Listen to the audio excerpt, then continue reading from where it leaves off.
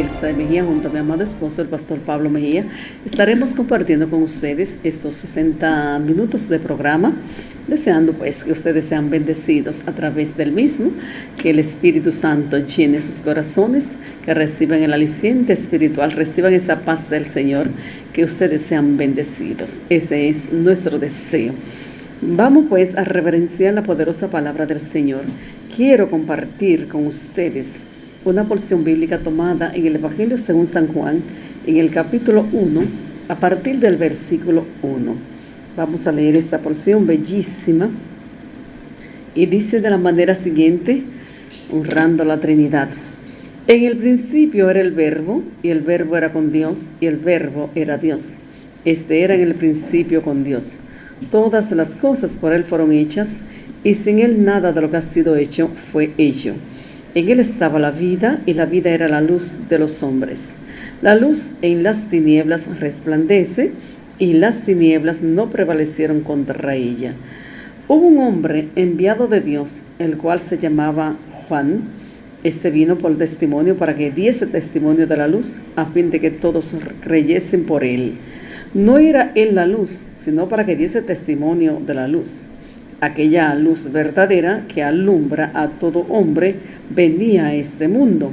En el mundo estaba, y el mundo por Él fue hecho, pero el mundo no le conoció. A los suyos vino, y los suyos no le recibieron. Mas a todos los que le recibieron, a los que creen en su nombre, les dio potestad de ser hechos hijos de Dios, los cuales no son engendrados de sangre, ni de voluntad de carne, ni de voluntad de varón, sino de Dios. Y aquel Verbo fue hecho carne y habitó entre nosotros, y vimos su gloria, gloria como del unigénito del Padre, lleno de gracia y de verdad. Bendito sea el Señor para siempre. Vamos a agradecer a nuestro Dios. Yo sé que ustedes en este día pues han sacado el momento para hablar con Dios. Y si no lo han hecho, pues debemos de hacerlo, debemos de hablar con el Señor. Es algo tan importante, tan emocionante, es imprescindible en la vida de todo creyente hablar con Dios.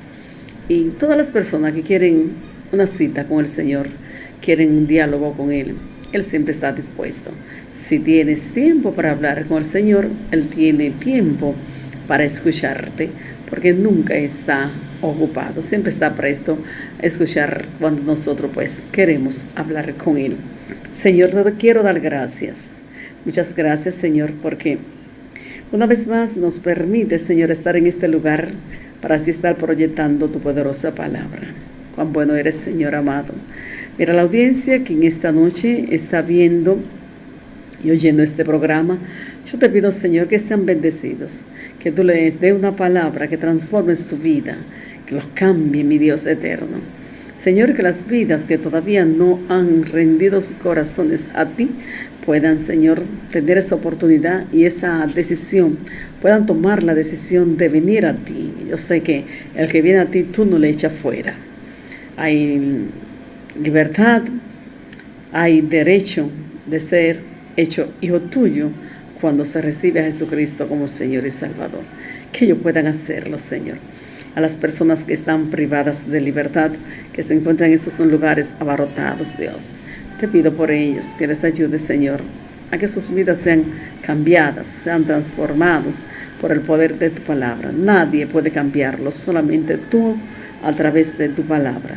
Ayúdalos, Señor, a que puedan tomar la decisión de que sus vidas sean cambiadas, que quieran ser cambiados, porque tú respeta el libre albedrío que le ha dado a los seres humanos. Señor, cuántas personas que están en necesidad, que están sufriendo, que necesitan, Dios, un toque tuyo.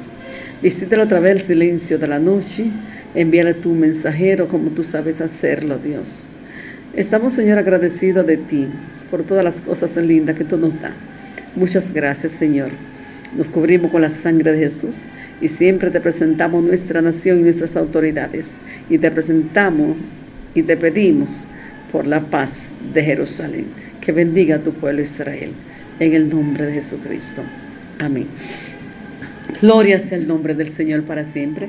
Estamos pues aquí, mis hermanos, compartiendo estos minutos de programa, deseando que ustedes tengan la oportunidad de recibir la bendición del Señor a través del mismo. En esta hora pues quiero compartir con ustedes unos versículos bíblicos que me llaman la atención aquí en este Evangelio de Juan, ya que Cristo ofrece a los creyentes la potestad de ser hecho hijo de Dios. Eso es maravilloso. Claro que sí, es maravilloso. Todas las personas quieren ser reconocidos, quieren tener un padre. Y hay muchas personas que tienen padres, ¿verdad? Padres vivos, pero que en sí están muertos porque nunca le han dado el derecho de adopción, de reconocerlo, no le han dado el apellido. Y cuántas madres que le han puesto nombre a sus hijos, ¿verdad? En honor a ese ser que fue el responsable de traer esa criatura al mundo. Por ejemplo, el papá se llamaba Manuel y Manuel abandonó a esa joven y ya no volvió a verlo más. Se fue de viaje, se fue para otro lugar, y entonces pues le tocó dar a luz. Como responsable que es, dio a luz un niño y le puso Manuelito, en honor a Manuel. Y dice, ¿y por qué Manuelito? No, porque me gusta Manuelito, acordándose de que su padre se llamaba Manuel, pero Manuel no reconoció a Manuelito. Ella tuvo que darle su apellido, pero no tiene el apellido paterno. Gloria al nombre del Señor. Pero nosotros también estábamos en esta condición. Estábamos alejados de la ciudadanía de Dios, estábamos alejados de Dios, no teníamos una identidad. Más sin embargo, al venir Jesucristo al mundo, esa luz verdadera, que en el principio era el verbo, y que ese verbo, esa palabra, era con Dios, y ese mismo verbo, esa misma palabra era Dios. O sea, Jesús es la palabra, la expresión de Dios mismo. Entonces, en él estaba la vida, y la vida era la luz de los hombres. Dice aquí esta porción bíblica que Jesús vino a los suyos, pero que los suyos no le recibieron. Algunas personas dirán, pero ¿a qué se refiere cuando dice a los suyos? O sea, Jesús vino del linaje de Abraham, de la descendencia más para abajo, más para atrás, de la descendencia de Set, los setitas, ¿verdad? Porque Abraham viene de Set. Entonces Abraham tuvo 3 hijos, tuvo su hijo Isaac, que es el de la promesa. Entonces nosotros vemos que de esa descendencia de Abraham, de Isaac, viene nuestro Redentor, Jesús. O sea, se establece el pueblo de Israel, porque uno de los propósitos o fines por los cuales Dios escoge al pueblo de Israel es que para que por medio de ese pueblo, de esa nación, viniese el Redentor del mundo a salvar la humanidad. No solamente a salvar al pueblo de Israel, sino porque en los planes de Dios estaba salvar la humanidad completa. La obra de redención es la obra más maravillosa. El plan perfecto de Dios, cómo redimir, cómo volver a obtener a la humanidad que se había perdido, pues Satanás enajenó, quitó, conquistó al hombre, y el hombre perdió su derecho, perdió la vida y fue confinado a la muerte eterna. Pero qué bueno que a través de una mujer, de la simiente de la mujer, viene la promesa de la redención, y esa promesa, ¿verdad?, pasa al pueblo de Israel y de Israel a nosotros. Pues la Biblia dice, él vino a los suyos pues no le recibieron, mas a todos los que le recibieron le dio potestad de ser hecho hijo de Dios. El recibir a Jesucristo no significa, como hizo Marta y María, recibirlo en su casa, darle hospedaje, brindarle sus atenciones. Recibir a Jesucristo significa rendir nuestro corazón a Él, nuestra vida a Él, entregarle todo lo que somos, nuestros sentimientos, nuestro libre albedrío, y decirle, Señor, enseñoréate de mí, ven a poseer, ven a habitar en mí. Tú eres mi Rey y eres mi Señor. Bendito sea el nombre del Señor para siempre. Es un acto definitivo, ¿verdad?, de fe de cada persona. Usted tiene que tomar la decisión. toma, Dios ya pone su parte, entonces usted tiene que aceptar y decidirse en recibir a Jesucristo como el Señor. Y esa fe debe de permanecer desde el principio hasta el final. No es que yo creí hoy y que ya me voy a alejar. No, yo tengo que permanecer creyendo que Jesucristo es mi Salvador, que Jesucristo es mi Señor. También nosotros podemos ver, ¿verdad?, que dice aquí el versículo: mas a todos los que les recibieron, a los que creen en su nombre, le dio potestad de ser hecho hijo de Dios. Hijo de Dios. Qué lindo, gloria sea el nombre del Señor. Todos los seres humanos son criaturas de Dios. Criaturas de Dios. Ahora, ¿cómo nosotros podemos ser hechos hijos de Dios? La Biblia dice claramente: más a todos los que le recibieron. Para ser hecho hijo de Dios, porque a toda la persona le predica, le habla y dice: yo soy hijo de Dios, yo soy hijo de Dios. Claro, es tan lindo, ¿verdad? Decir: yo soy hijo del presidente, yo soy hijo del rey, yo soy hijo del príncipe. Suena bellísimo, pero eso requiere de sacrificio, de mucha dedicación, de consagración. Bueno, el ser hijo de un príncipe, imagínense, hay que fajarse. Entonces, todo el mundo quiere ser hijo del rey, pero usted tiene que tener los deberes, los compromisos de un rey. Entonces, el que quiera ser hijo de Dios tiene que tomar una iniciativa de recibir a Jesucristo. Si no recibe a Jesucristo, por más que usted quiera ser hijo de Dios, no es hijo de Dios, es criatura de Dios. Porque usted fue creado por el Señor. Pero para ser hijo de Dios, con todo el derecho, ¿verdad?, porque nos dio potestad, cuando nosotros recibimos a Jesucristo. No hay otra forma para ser hijo de Dios. ¿Sabe que no hay papeleo? Usted aquí en la tierra hace cualquier papeleo y cualquiera lo declara y cualquiera le da el apellido. Pero aquí no, en cuanto a la salvación, solamente hay un medio, hay una forma. Es recibiendo a Jesucristo como Señor y Salvador. Y recibiéndolo por la fe y manteniendo esa fe.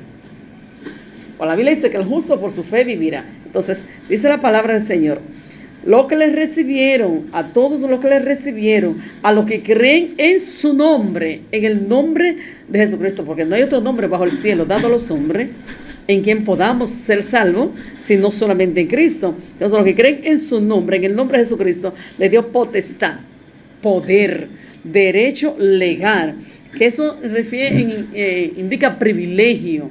Gloria sea el nombre del Señor para siempre. Eso infiere la operación divina del nuevo nacimiento en la persona, pues dice la palabra del Señor: los cuales no son engendrados de sangre, ni de voluntad de carne, ni de voluntad de varón, sino de Dios.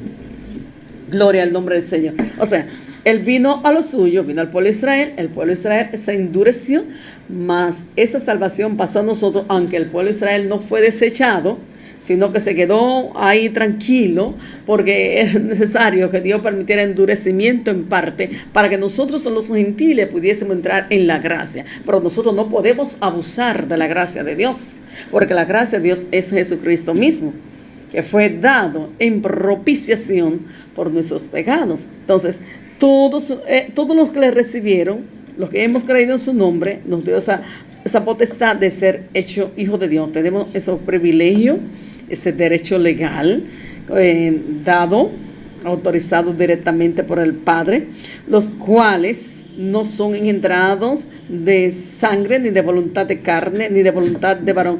Eso no significa, ¿verdad?, que si una persona es hijo de un ministro, ya esa persona vaya a ser salvo porque es hijo de un ministro, es hijo de un pastor, de una misionera, de un creyente. No. Hay a veces personas que dicen: no, mi mamá es cristiana y yo sé que yo no me voy a quedar porque mi vieja es cristiana, o mi viejo es cristiano, o yo tengo un hermano que es pastor y yo no me voy a quedar, yo soy hijo de Dios. Oiga, si usted quiere ser hijo de Dios, venga rápido, inscríbase rápido, acepte esta gracia rápido.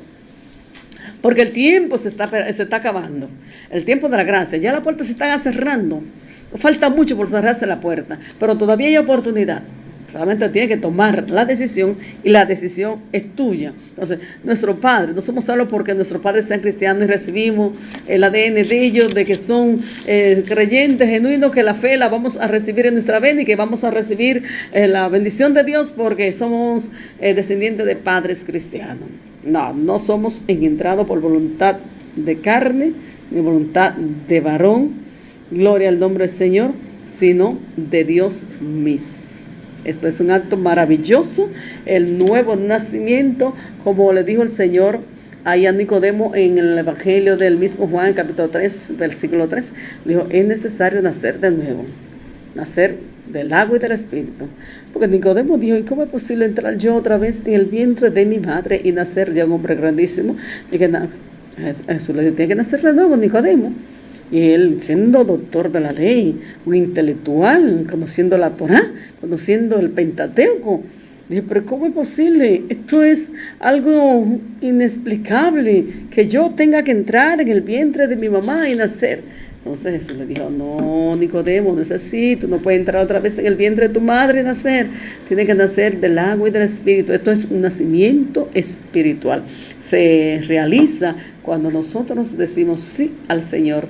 Y al decir sí al Señor, automáticamente estamos renunciando al mundo y haciendo morir lo terrenal en nosotros. Pero cuando tú te dices sí a Jesús, se opera el nuevo nacimiento. Esa es la voluntad del Señor para la raza humana. Esa es la voluntad de Dios para ti, que tú seas una nueva criatura. ¿Cuánto nos ama el Señor? Cuánto, pero cuánto es incalculable el amor de Dios hacia nosotros, esta humanidad perdida, esta humanidad perversa, esta humanidad desenfrenada, que está peor que los días de Noé. Porque imagínense, la Biblia dice que la venida del Señor será como en los días de Noé. ¿Qué hacían en los días de Noé las personas? Se casaban, se daban casamiento, borrachera, pecado. Todo designio de su corazón era de continuo solamente hacia el mal.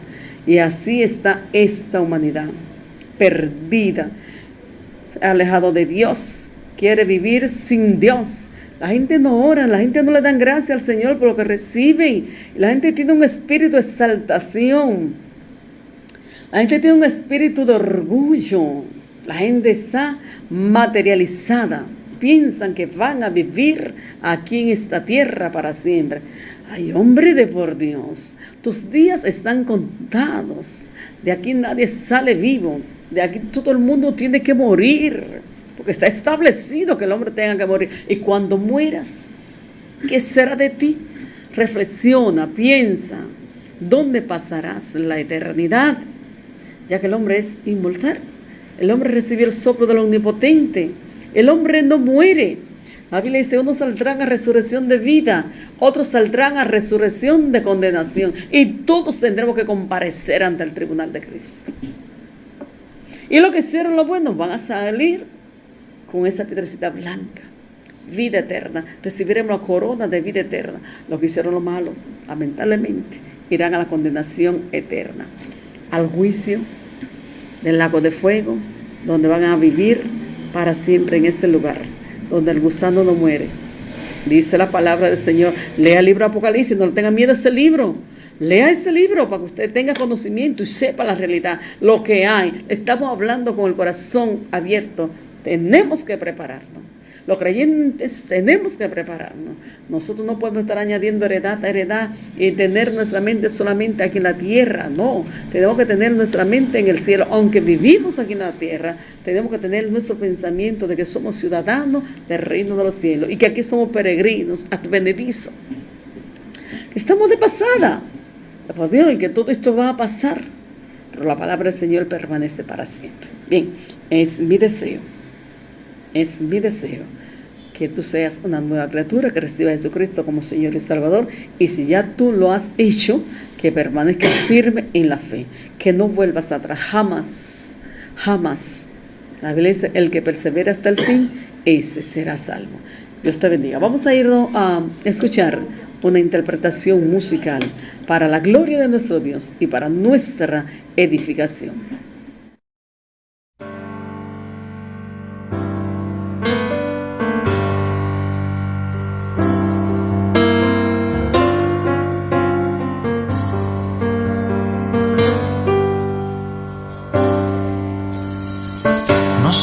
Einstein, ni Van Gogh, ni Cervantes, ni Platón.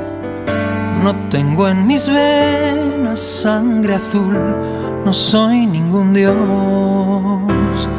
Y si me haces 1000 preguntas, no sabría responder. Solo sé que yo era ciego y ahora puedo ver. No sé nada de la bolsa, no soy un cerebro gris. Nunca fui a la Casa Blanca y la verdad no sé si quiero ir. No poseo grandes sumas que pudiera ofrecer. Solo sé que yo era ciego y ahora puedo ver. Y una cosa es respirar y otra es ver la luz. Y hoy te miro y ahora sé que no hay nadie como tú. Yo sin nada que ofrecer, tú me viste a mí. Sin dinero, sin sombrero y me hiciste feliz. Y tu amor es un dilema que jamás descifraré. Solo sé que yo era ciego y ahora puedo ver. Mi vida ha cambiado y es que ya no soy el mismo de ayer. Y quien no lo vive no lo puede entender. Y no hay un solo día que no te agradezca esta libertad. Digan lo que digan los demás.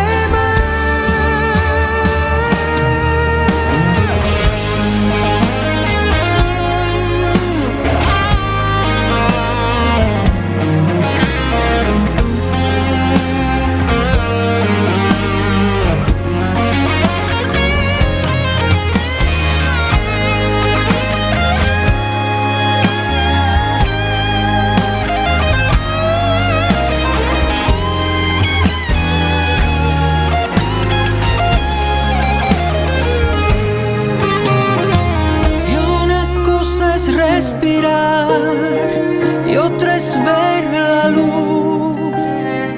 Y hoy te miro y ahora sé que no hay nadie como tú.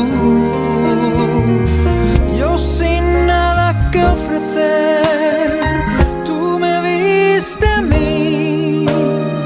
Sin dinero, sin sombrero y me hiciste feliz. A Leo Messi, ni a Nadal ni a Federer. Solo sé que yo era ciego y ahora puedo ver.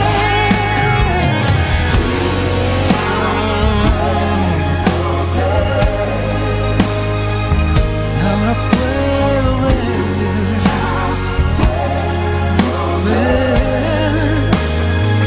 Antes yo era ciego.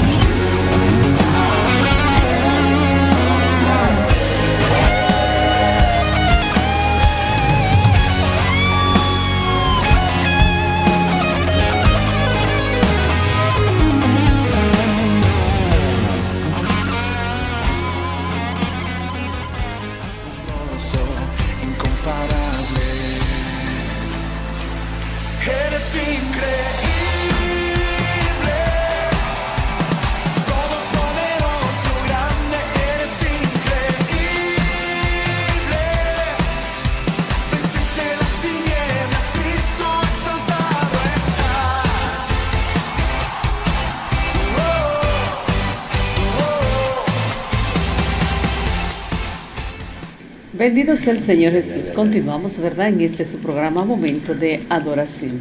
En esta hora quiero entregar a mi amado esposo, el pastor Pablo Mejía de Gracia, para que esté desarrollando un importantísimo tema que tiene para nosotros en esta oportunidad. Deseo que el Señor pues le use grandemente y que nuestras vidas sean edificadas. Querido, Dios te bendiga. ¿Cómo estás? Amén. Dios te bendiga y Dios bendiga Amén. a todos los televidentes. Amén. Aquí con ustedes le damos muchísimas gracias a Dios porque podemos estar con ustedes una vez más. Es un gran privilegio poder estar aquí para traerle como siempre una palabra que les pueda ayudar y que nos pueda ayudar a todos, porque a veces estamos dando la palabra y recibimos alguna revelación divina. Sí. Y tanto ayuda al oyente, al televidente, como a nosotros los exponentes. Bueno, queremos saludar a aquellos hermanos que siempre están reportando su teleaudiencia. Dios les bendiga mucho a todos de una manera especial.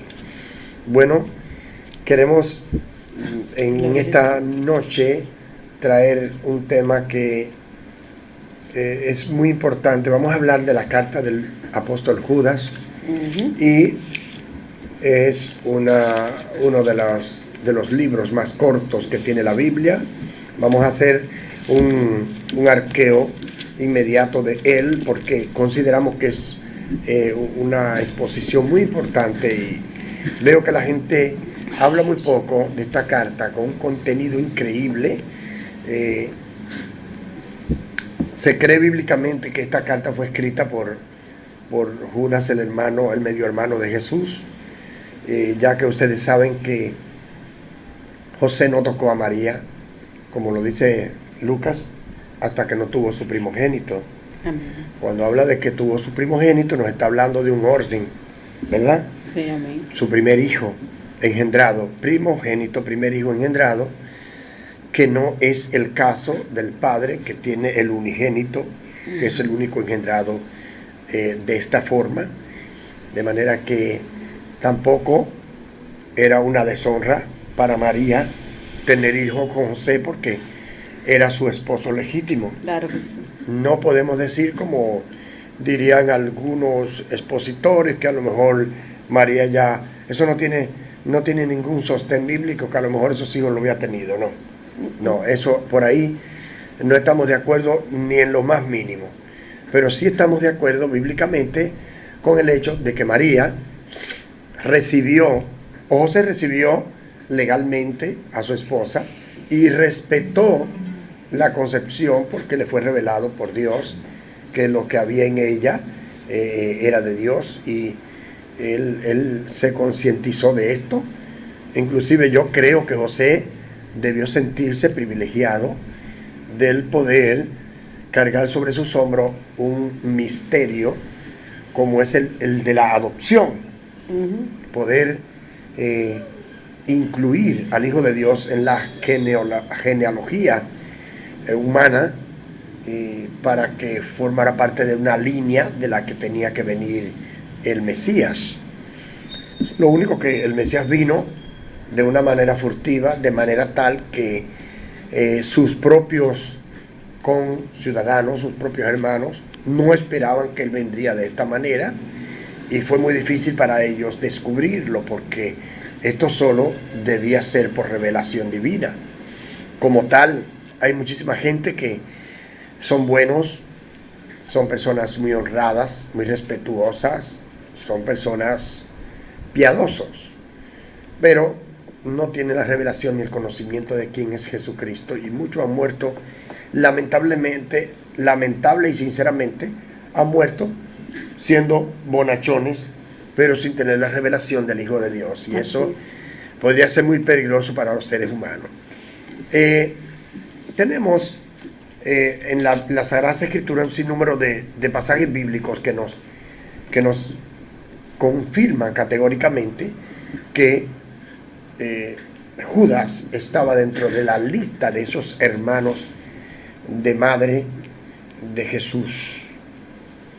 Entonces, Mateo capítulo 13, versículo 55 nos habla de esto. Pero Antes de seguir con esta introducción, yo voy a creer que mi amada esposa pues lea, yo quiero que solo lea el versículo 1 y el versículo 2, porque luego iremos sobre la marcha desarrollándolo.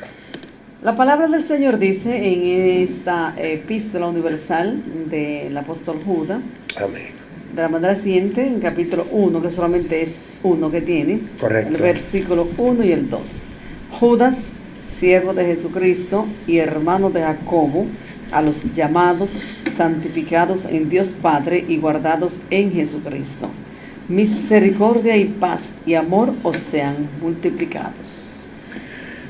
Nosotros sabemos real y efectivamente que en principio, cuando Jesús comenzó su ministerio, en principio sus hermanos no creían en él. No. Y nosotros podemos verlo claramente cuando ellos le dicen, sube a Jerusalén. Ya es hora de que tú subas a Jerusalén para que vean tus obras. Pero ellos parece que se querían, como decimos nosotros vulgarmente, guillar con su hermanito. Haz algo y nosotros, es el hermanito de nosotros, pero este es un concepto humano, este era un pensamiento humano, de tal manera que él tuvo que contestar y decirle, el tiempo de ustedes ese es el tiempo de ustedes, vayan a la fiesta, pero el tiempo no es tiempo todavía, yo voy a subir, pero no ahora, no es por voluntad humana, porque el Mesías tenía un compromiso con el Padre, con el que le envió, y no se dejaba coartar, no se dejaba arredrar, no se dejaba manipular ni de su familia ni de nadie, porque él tenía un compromiso con el Padre. Y nosotros podemos verlo desde su temprana edad, la contesta que le dio a sus padres cuando ya había llegado a la edad donde en Israel los niños ya pierden la niñez y entran en una cierta capacidad de poder estudiar la Torá y de poder, inclusive podían ya ir al templo. A los 12 años. A los 12 años. Y nosotros hemos podido observar, en los viajes que hemos hecho a Jerusalén, hemos podido observar cómo se celebra, esto es un evento, cuando un niño cumple los 12 años. Le hacen un sinnúmero de ceremonias y de fiestas para celebrar que salió ya de esa etapa de la niñez. Si usted puede leer Mateo capítulo 13, versículo 55, para que veamos cómo es mencionado en la lista, porque hay una lista de hermanos, porque las mujeres no se mencionaban en ese entonces. En una ocasión fue María y sus hijos, María y los hermanos de Jesús fueron a buscarle al lugar donde él se encontraba predicando. No sabemos si era que hacía días que estaba predicando y que ya tenían deseo de verle, o por alguna razón le andaban buscando, con muchísima razón le estaban buscando, no sabemos por qué, pero tenían derecho de buscarle. Vamos a ver el versículo 55 del capítulo 13 de Mateo. Dice la palabra así: ¿no es este el hijo del carpintero? Okay. ¿No se llama su madre María y sus hermanos Jacobo, José, Simón y Judas? ¿No están todas sus hermanas con nosotros? ¿De dónde pues tiene todas estas cosas? Podemos ver claramente, ¿verdad?, que aquí Jacobo era Santiago, ¿verdad que sí? Que era también Santiago, le decían también Santiago. Por eso aquí en el versículo 1 Judas se identifica como siervo de Jesucristo, pero también como hermano de Jacobo. Y esta carta es dirigida a la iglesia y a una parte muy especial de la iglesia, a los santificados en Dios Padre y guardados en Jesucristo. Él está hablando a una estrata de la iglesia, de gentes que son fieles, son personas que han guardado la santidad, porque dice santificados en Dios Padre y guardados en Jesucristo, porque hay gente que se guardan para Dios. No todo el mundo se guarda para Dios. Hay gente que viven de manera medalaganaria, y como el evangelio es un voluntariado, el servicio a Dios es un voluntariado, no es obligatorio servir a Dios. Usted le sirve a Dios si usted quiere, si usted lo desea. Ahora, usted no hace la voluntad de Dios si usted lo desea, usted hace la voluntad de Dios si usted quiere agradar a Dios. Y ya eso sería un compromiso diferente. Aquí se identifica claramente Judas entre los hermanos de Jesús. También en Marcos capítulo 6 versículo 3, y se cree que Judas era una persona de gran estima en Jerusalén, y que es posible que él haya viajado como misionero, según nos habla los Hechos de los Apóstoles en el capítulo 1 y versículos 13 y 14. También Pablo, al escribirle a los Corintios en el capítulo 9 versículo 5, hace mención de Judas, de este Judas. Bueno, si usted quiere, lea Marcos 6.3 para que... Vamos a buscarlo. Marcos 6.3, que también habla... hay un sinnúmero de citas bíblicas. Sí, correcto. Esta carta fue escrita posiblemente de los años 40 a los años 80 de la era de Cristo. Se cree que fue en ese tiempo, porque sabemos que la estadía de Jesús aquí en la tierra fue de 33 años. Y luego ellos fue pasando el tiempo y los apóstoles y los discípulos del Señor fueron recibiendo las instrucciones del Espíritu Santo para escribir las cosas. Sí, correcto. Dice la palabra del Señor: ¿no es este el carpintero, hijo de María, hermano de Jacobo, de José, de Judas, de Simón? ¿No están también aquí con nosotros sus hermanas? Y se escandalizaban de él. Se escandalizaban de él. Sí, ve que tenía hermanas también. Sí. Hay algunas religiones que dicen que eran los hermanos en la fe. No eran los hermanos en la fe. No. Porque en una ocasión, cuando ellos fueron a buscarlo, oiga bien, él estaba con sus hermanos, con sus discípulos. Y cuando ellos llegaron, los discípulos dijeron: maestro, te busca tu madre y tus hermanos. Porque se cree, escuche esto, es un dato muy importante, se cree que José murió a temprana edad.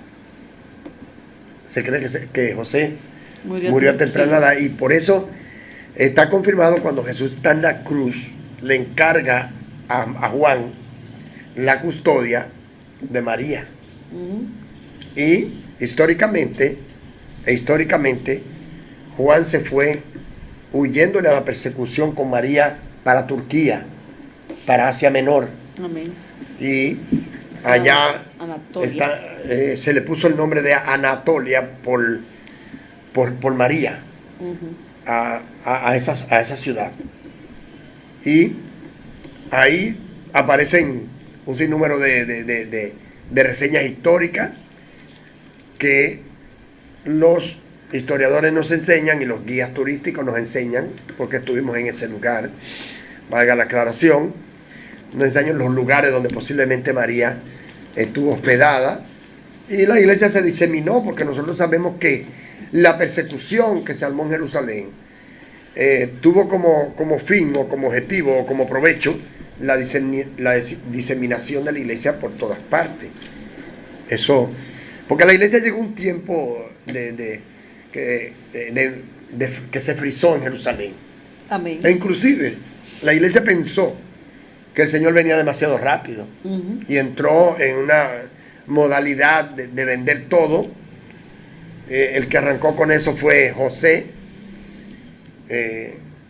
Bernabé, por sobrenombre Bernabé, que vendió su heredad porque era levita, y parece que él escuchó cuando el Señor le habló al rico que vendiera todo lo que tenía, porque se cree que el rico era levita. Digo, así es, nosotros los levitas está escrito que no debemos tener heredad, porque nuestra heredad es el Señor, y él vendió su heredad porque era levita. Amén.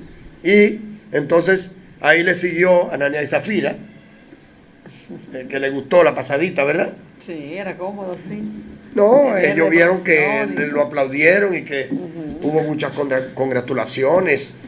Pero la iglesia entró en una pobreza, porque esa no era la idea. La idea era que los que eran levitas sí debían de hacerlo. Amén. Quizás, el Señor quizás con el fin de no escandalizar a los de la ley, ¿verdad? Porque todavía estaba en transición el asunto de la ley y la gracia. Amén. Correcto. Ahora, El apóstol Judas quiere advertir a los fieles, a los cristianos fieles, acerca de una apostasía que en principio se levantó en la iglesia primitiva. Quería, el propósito era estimular a los creyentes de aquella época a luchar enérgicamente por su fe en contra de los maestros impíos que estaban enseñando y pervirtiendo a la iglesia de aquel entonces con una conducta inmoral y con falsas enseñanzas.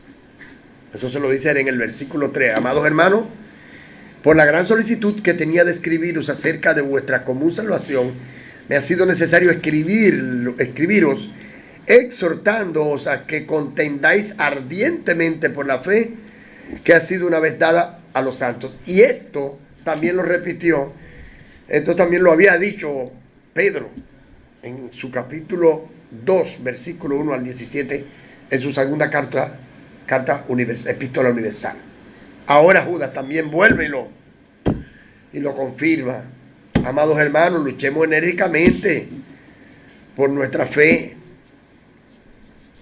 Ardientemente, aquí la palabra que él usa es ardientemente, pero es para que la iglesia estuviese con los ojos abiertos. Esta carta tiene una connotación muy especial. Es uno de los libros de las epístolas más cortas de la Biblia, pero con mayor contenido. Aquí se encuentran revelaciones de hechos únicos que nunca habían sido revelados. Y Dios se los revela. Por eso en el año 1 en el concilio de Nicea, se aprobó 300 y algo ahí, se aprobó que era un libro inspirado. Amén. Correcto. Y nos habla, pongamos ejemplos aquí, desde el versículo 5, dice: quiero acordaros, ya que una vez lo habéis sabido, que el Señor, habiendo salvado al pueblo, sacándolo de Egipto, después destruyó a los que no creyeron. Él hace una síntesis de cortos relatos. Él tiene una especialidad, Judas, para escribir. Nos está dando un tópico de todo. Nos habla un poquito del éxodo del pueblo de Israel de Egipto. Pero en el versículo 6 habla de ángeles que no guardaron su dignidad. Y aquí en el versículo 6 nos habla del mundo espiritual, del mundo prehistórico, de antes de prebíblico, antes de la Biblia. Habla de lo que ocurrió en el cielo, se va lejos, se va al mundo espiritual. Dice que estos ángeles no abandonaron su propia morada y que Dios los ha guardado bajo oscuridad en prisiones eternas para el juicio del gran día. Son principados. Se cree que son principados que eran arcángeles, que eran grandes potestades, que Hasatán logró engañarlos con la multitud de sus contrataciones. Parece que él les ofreció puestos, le ofreció, porque la categoría que tenía Luzbel, como se le llamó en principio, era muy fuerte. Se cree teológicamente, no es algo bíblico, es una consideración, porque tenemos derecho a hacer consideraciones, a hacer análisis. Dios nos lo permite, sin traspasar los límites que están establecidos en la palabra. Según los rasgos de este ángel, se cree que tenía una categoría tan grande que podría llegar a ser la cuarta persona en el cielo. Se cree a sí mismo. Por su hegemonía, por su jerarquía. Amén. Y llegar hasta el punto de querer subir al monte del testimonio y ser semejante al Altísimo.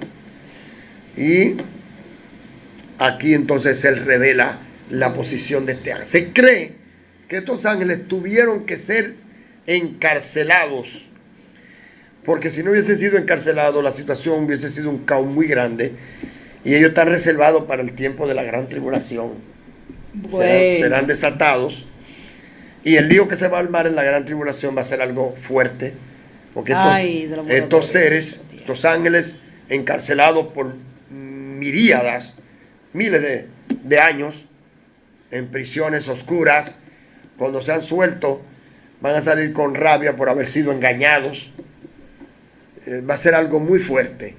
Además, él dice en el versículo 7, nos habla de la historia de Sodoma y Gomorra, que aunque es una historia ya conocida, una historia que ya la conocimos, él destaca el pecado de esas ciudades y cómo ese pecado se repetiría en el transcurrir de la historia. Vendría, y que en los últimos tiempos habría una mayor connotación de esa conducta de los pueblos de Sodoma y Gomorra y sus ciudades vecinas, porque la única que quedó de las ciudades con vecinas de Sodoma y Gomorra fue Zoar, la única que quedó, por petición de Lot. Le concedió esa ciudad. Bueno, pues llega allí. Lot pensaba que no le iba a dar tiempo. Déjanos en esta ciudad, por favor. Y ahora, él después se metió en miedo y se fue al monte, a la montaña. Dijo, no, pues esto no me gusta. Cuando viene a ver, le entran a esta ciudad también y se fue a la montaña. Aquí, él habla que de la manera que Sodoma y Gomorra y las ciudades vecinas, las cuales, de la misma manera que aquellos de quienes estaba hablando los ángeles, habiendo fornicado e ido en pos de vicios contra la naturaleza, fueron puestas, por ejemplo, sufriendo el castigo del fuego eterno. Ya en el versículo 8, él sigue dando una connotación de la conducta de ellos. No obstante, de la misma manera también estos soñadores, refiriéndose a los enseñadores que se encontraron en ese tiempo y a los enseñadores que tenemos en este otro tiempo, enseñando herejías, que se puede volver la persona a casar otra vez, e inclusive toman como punto de apoyo que David era un hombre conforme al corazón de Dios y tuvo más de una mujer. Enseñan que Jacob, que era el patriarca, tuvo más de una mujer. Pero eso es para ellos darle fuerza a su nueva filosofía, a su neoliberalismo. Ahora, no buscan los hombres que tuvieron una sola mujer. No le conviene. No, ni tampoco algunos pasajes bíblicos que son tan claros y que nos dejan ver claramente cuál es el deseo de Dios, qué es lo que Dios en realidad quiere. Versículos tales como Dios, habiendo pasado por alto la ignorancia de aquellos tiempos, demanda a todos los hombres que se arrepientan, porque ahora nosotros tenemos una mayor carga de pecado que ellos, porque nosotros estamos viendo la historia de ellos.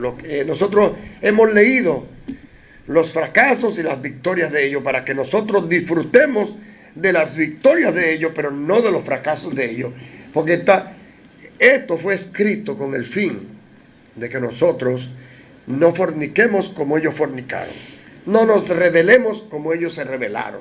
Ese es el objetivo, no que sigamos las faltas que ellos cometieron. Entonces no hubiese sido necesario que Jesucristo hubiera venido a morir en la cruz del Calvario. Si el hombre es así, no necesitaba salvación. Claro. Por eso vino Jesucristo, porque no era suficiente el hombre hacer sacrificio, porque ellos hacían sacrificio, pero hasta que vino Cristo, porque Cristo es el sacrificio perfecto de Dios para los hombres. Amén, esto es así. Dice que de la misma manera que la gente de Sodoma y Gomorra, estos soñadores mancillan la carne. Son enseñadores que para ellos la carne no es nada. Ellos hay una herejía muy fuerte, Venancia. Por ahí, yo no sé quién es el autor, que dice que el espíritu no se contamina. Ya se contamina la carne.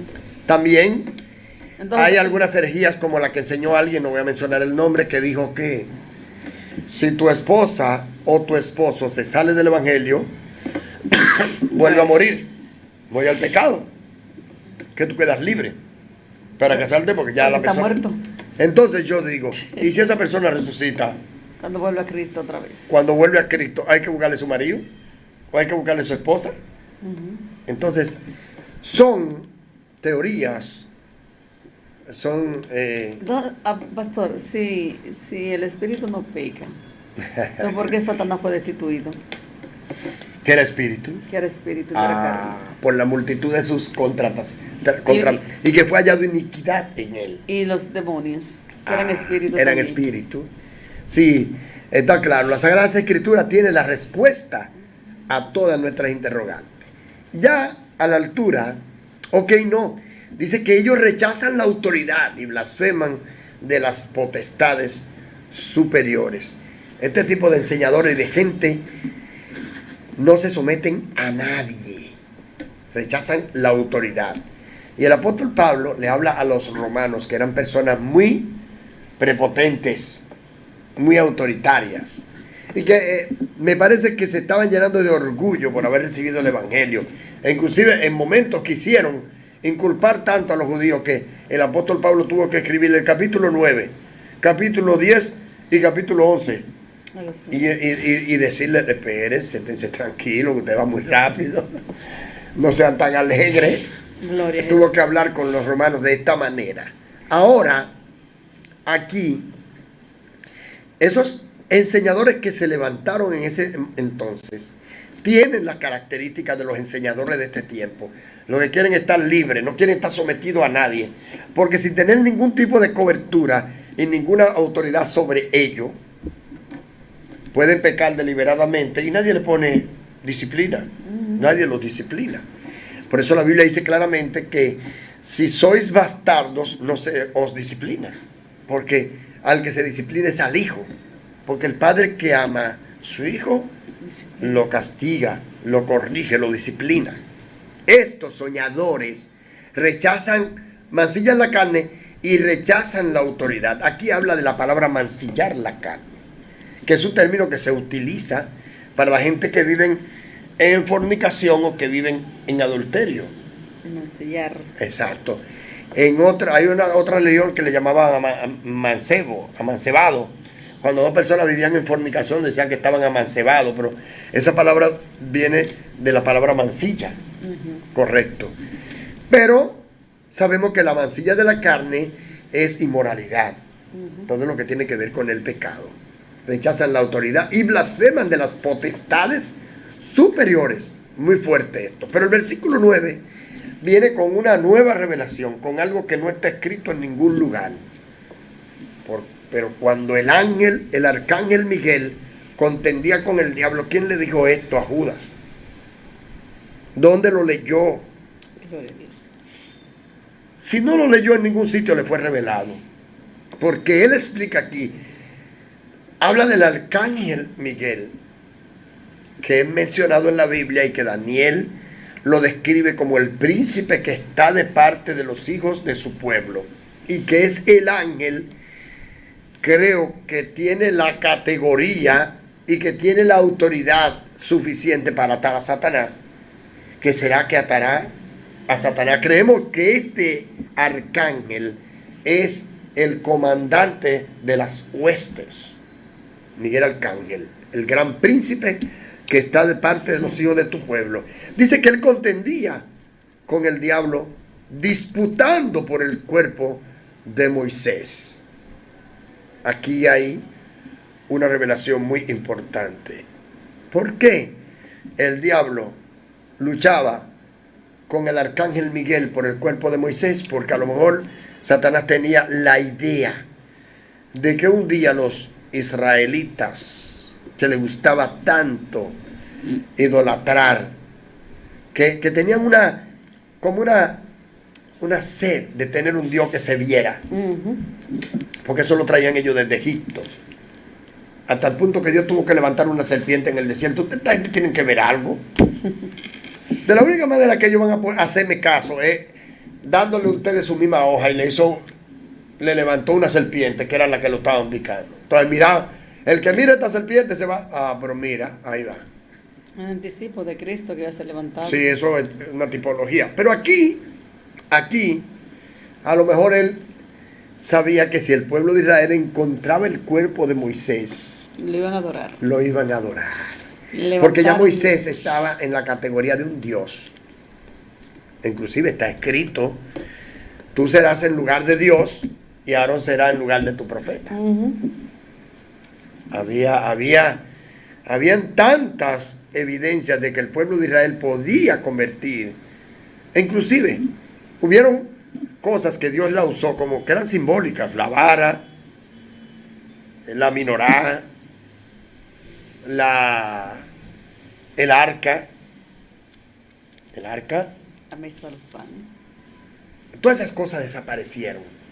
Porque el Señor sabía que el pueblo de Israel le gustaba poner su mirada en las cosas que se veían y no en las eternas. Gloria a Dios. Entonces aquí el arcángel Miguel tuvo que venir y esconder en un sitio que nosotros no sabemos el cuerpo de Moisés para que Satanás no lo encontrara y para que no le revelara a los israelitas dónde estaba ese cuerpo. Sin embargo, para dar una lección en contra de aquella gente que rechazaban la autoridad y que blasfemaban de las potestades superiores, porque hay gente que da asco verlo con un micrófono en la boca, reprendiendo, hablando cosas en contra del diablo, en contra de esto, en contra de todo, que sin tener la menor idea de lo que está hablando. Hay que tener muchísimo cuidado, porque aquí hay una enseñanza que es básica para mantener la armonía en el mundo espiritual y en el mundo natural.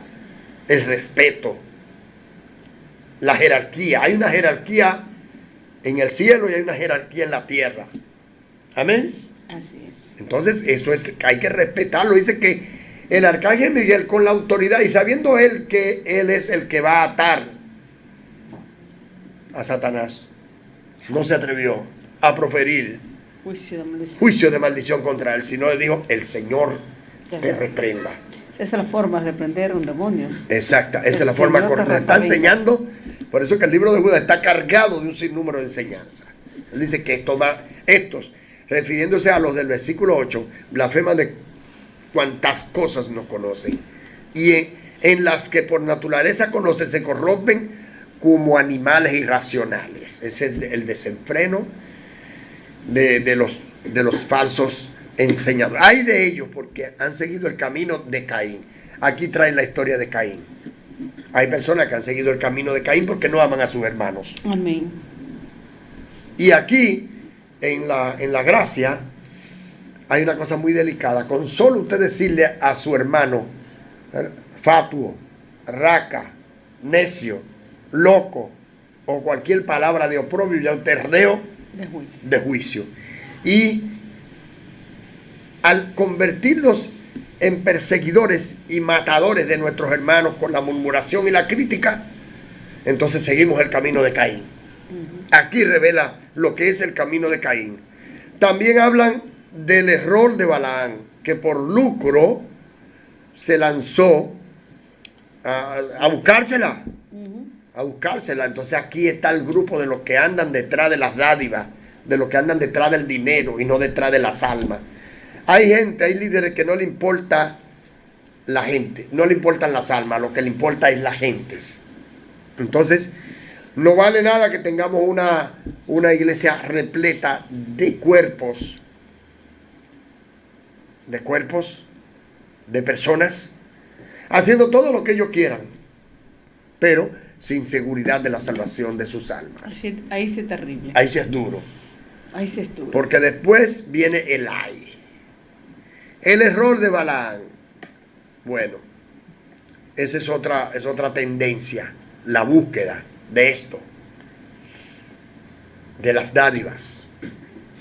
Perecieron en la contradicción de Coré. Esta es otra historia de rebelión.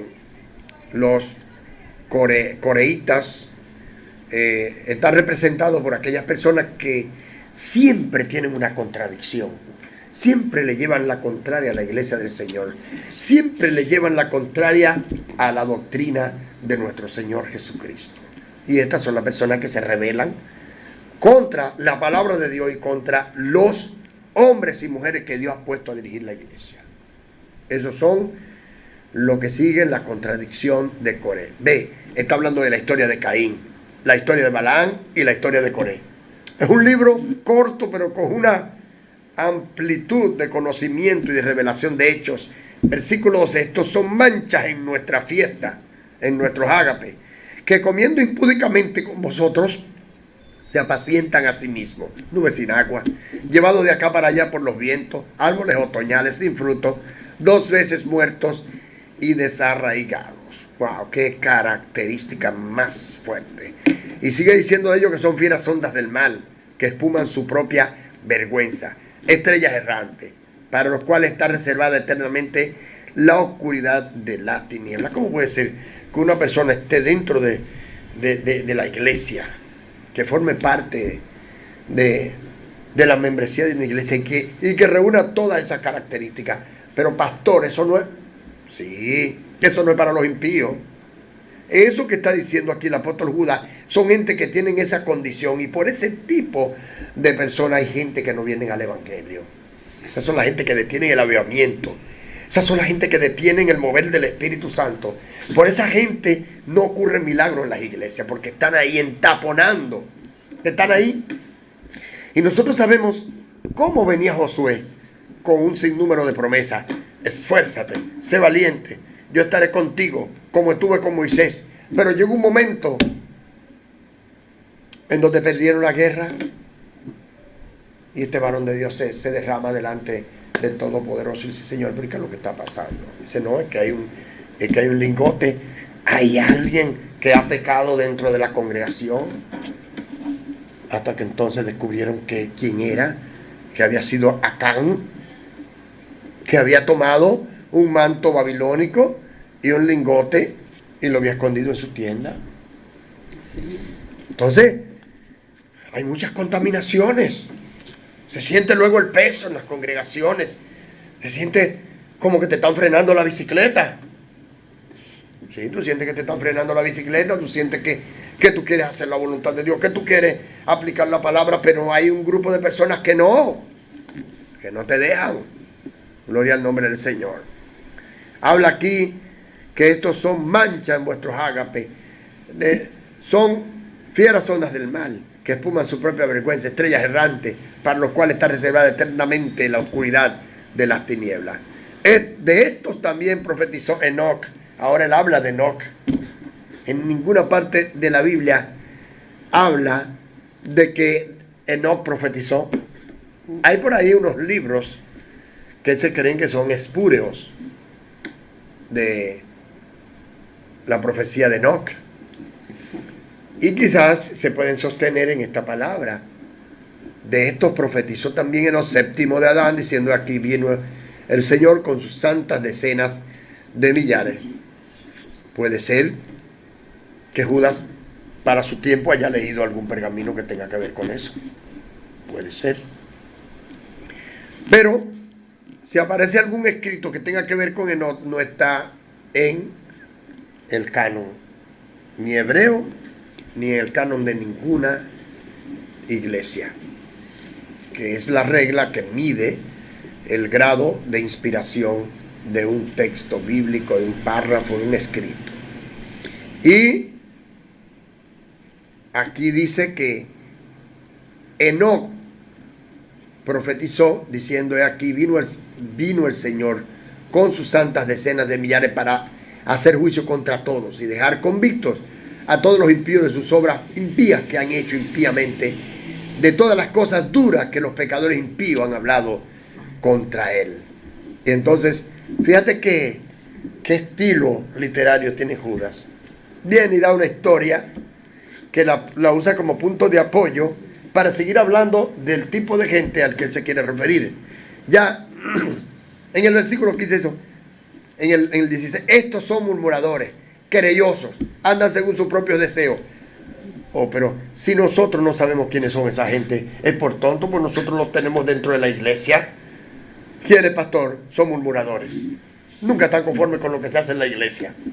Siempre están protestando. Siempre están buscando una falta. Que por qué no se hizo esto, que por qué no se hizo aquello. Murmurador, querelloso, siempre están dando querella. Usted lo ve en la parte de atrás de la iglesia hablando.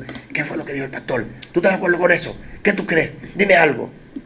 Y dando querella. ¿Verdad que eso no está bien? ¿Qué tú crees de esto? Querellosos, que andan según sus propios deseos porque hacen lo que les da la gana, cuya boca habla cosas infladas.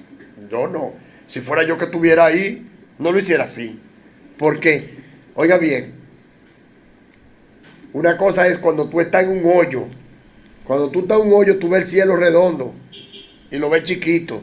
Pero cuando tú estás en el cielo, tú no ves ni el hoyo. Y todo el que está en un hoyo, todo lo ve chiquito. Todo lo ve pequeño y todo lo ve redondo. Todo lo ve como una moneda de 10 o de 25. ¿Cuánto bendicen a Dios? Amén. Yo creo que estamos en la iglesia. Hay padres, son murmuradores, querellosos, que andan según sus propios deseos, cuya boca habla cosas infladas, adulando a las personas para sacar provecho. Eso me recuerda a mí del absalonismo, de Absalón, que se paraba en la puerta y decía, ay, si yo, ¿quién me diera que yo fuera juez? Le resolvería todos sus problemas a usted, y le daba un beso, haciendo conquista. Después lo vimos como se levantó con un grupo de hombres en contra de su propio padre. ¿Sí? Porque una persona que no está nunca conforme, que lo que está es de querelloso y de murmurador, un día usted lo ve adulando a los otros para sacar ventaja. Muy fuerte. Manipuladores. Pero ya en el versículo 17 él habla algunas exhortaciones, amonestaciones a la iglesia. Pero ustedes, amados, tengan memoria de las palabras que fueron dichas por los apóstoles de nuestro Señor Jesucristo. Él estaba hablando apostólicamente. Amén. Lo que decían: en el postrer tiempo habrá burladores que andarán según sus malvados deseos. Eso se está cumpliendo ahora. Judas estaba profetizando. Amén. Sí, estaba profetizando. Y en el versículo 19 vuelve y le pega. Le dice, ¿quieren saber quiénes son esas personas de las que yo le estoy hablando anteriormente? Mire, son los que causan divisiones en la iglesia. Que un día se le van con un grupo de gente. Son sensuales. Como Judas. Sí, son sensuales. Se gustan a sí mismos. Muy provocadores. Y no tienen el espíritu. Aunque ustedes vean que hablen 10,000 lenguas, todas las lenguas de Corinto. El diablo también habla lenguas. Son sensuales, se le ve la sensualidad por encima. No tienen el espíritu. El espíritu con letra mayúscula. Dice aquí él. Pero ustedes, amados, entonces retorna de nuevo a los hermanos. Pero ustedes, amados, edifíquense sobre vuestra santísima fe, orando en el Espíritu Santo.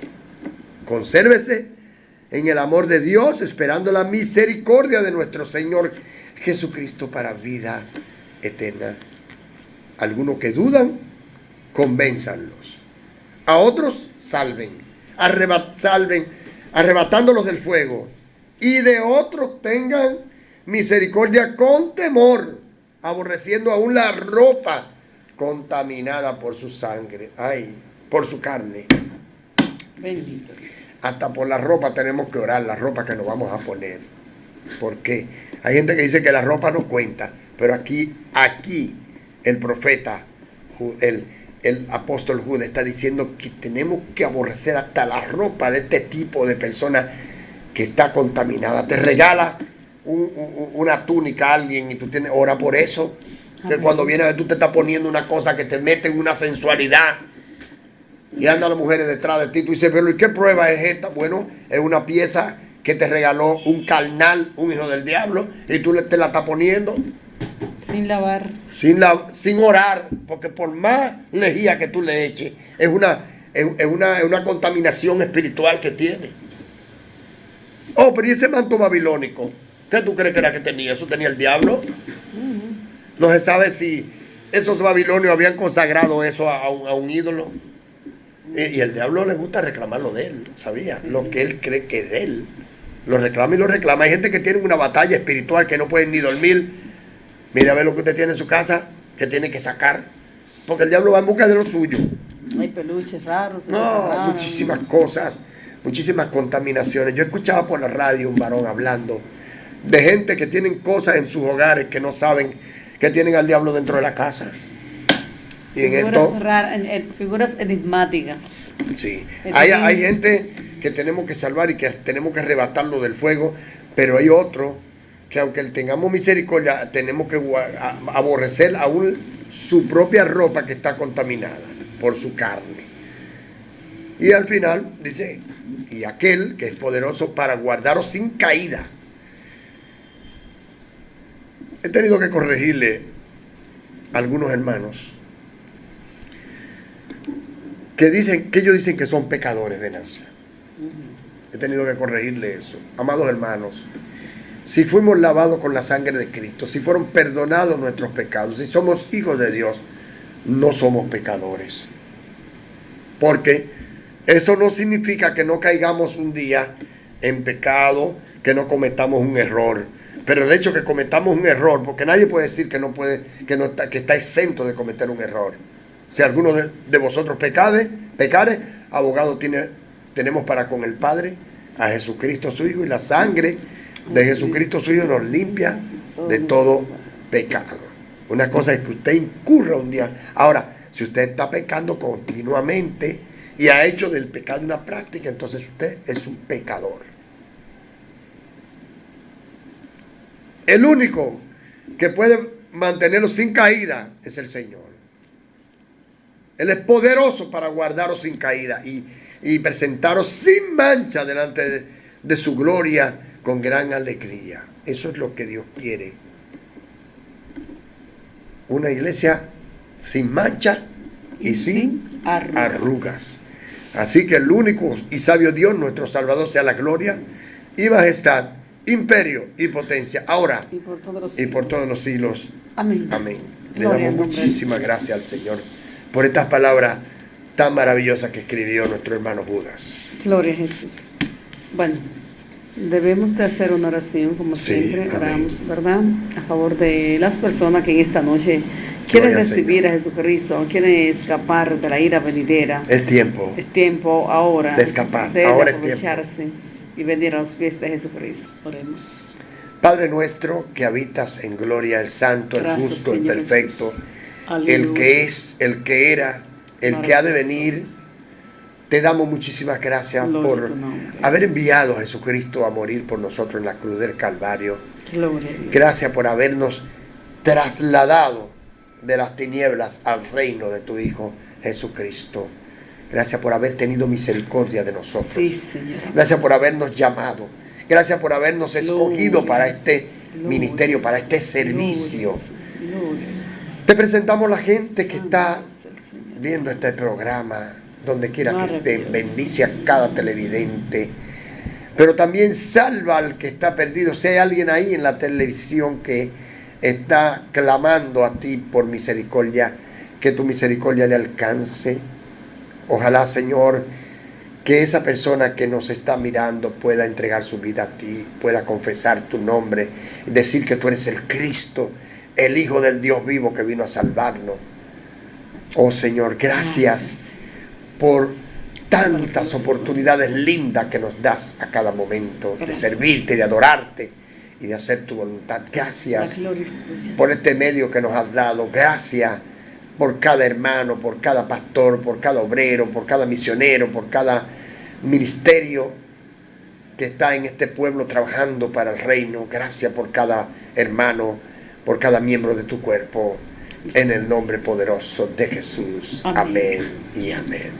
Amados hermanos, hemos llegado ya a la parte final de este su programa, Momento de Adoración. Aleluya.